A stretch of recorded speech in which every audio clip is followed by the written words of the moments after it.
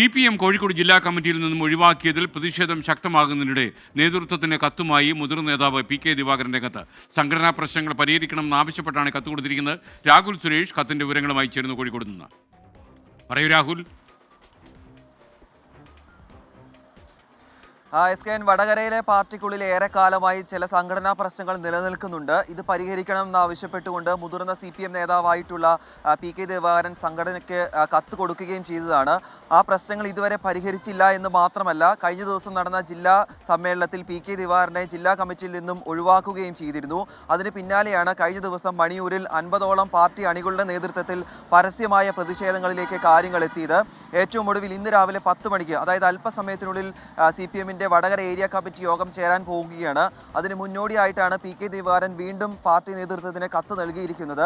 അത് PK ദിവാകരനെ പാർട്ടിയിൽ നിന്നും, അതായത് ജില്ലാ കമ്മിറ്റിയിൽ നിന്നും ഒഴിവാക്കിയ സംഭവത്തിലല്ല, മറിച്ച് വടകരയിലെ പാർട്ടിയുമായി ബന്ധപ്പെട്ട മുഴുവൻ സംഘടനാ പ്രശ്നങ്ങളും പരിഹരിക്കണമെന്നാണ് കത്തിലെ പ്രധാനപ്പെട്ട ആവശ്യം. അതിൽ തന്നെ ജില്ലാ കമ്മിറ്റിയിൽ നിന്നും ഒഴിവാക്കിയ കാര്യം കൂടി പരിഹരിക്കണം, അത് പുനഃപരിശോധിക്കണമെന്ന കാര്യം കൂടി ഉൾപ്പെട്ടിട്ടുണ്ട് എന്നാണ് നമ്മൾ മനസ്സിലാക്കുന്നത്.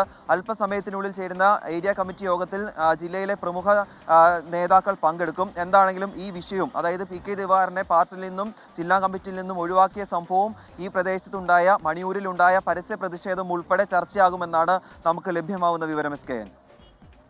Okay, thank you Rahul Suresh.